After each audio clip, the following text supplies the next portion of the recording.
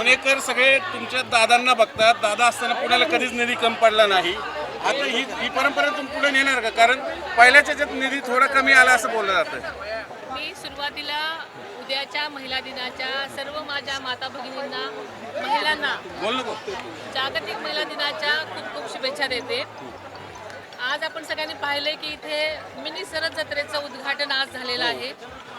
ही जत्रा केवळ ग्रामीण ही पुणे जिल्ह्यातल्या सर्व ग्रामीण महिलांच्या मालाला ज्या बचत गटातर्फे त्यांचे स्टॉल असतात त्यांच्या मालाला भाव मिळावा, त्यांच्या मालाला रिकग्नेशन मिळावं, महिला आपल्या सगळ्या स्वतःच्या पायावर स्वावलंबन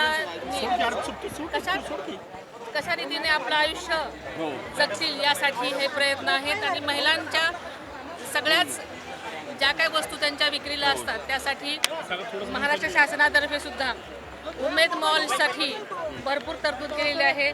16 जिल्ह्यामध्ये उमेद मॉल ची व्यवस्था करण्यात येणार आहे, जेणेकरून माझ्या बचत गटांच्या महिलांच्या मालाला विक्री भाव चांगला मिळेल आणि अतिशय चांगला भाव मिळाल्यामुळे त्या सक्षम होण्यासाठी मदत होणार आहे.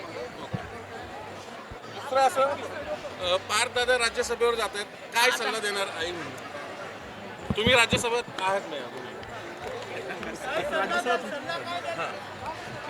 खरं तर राज्यसभा ही उच्च सभागृह आहे, अतिशय अनुभवी लोकांचं सभागृह आहे आणि तिथे जाताना आपण सगळ्याच गोष्टी जाणकार म्हणून शिकून घेणं आधी महत्त्वाचं आहे आणि तिथून पुढे तो नक्कीच चांगली कामगिरी करेल असं मला एक आई म्हणून वाटतं. अजित पवारांचा जो विमान अपघाताचा मुद्दा आहे तो अजूनही चर्चेत आहे.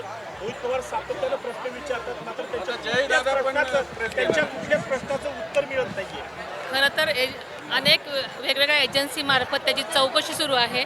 आता प्राथमिक अहवाल आला आहे, तो काय संपूर्ण अहवाल नाही, त्याच्यामुळे मला असं वाटतं की सगळ्याच अहवाल आल्यानंतर आपण याच्यावरती बोलू शकतो.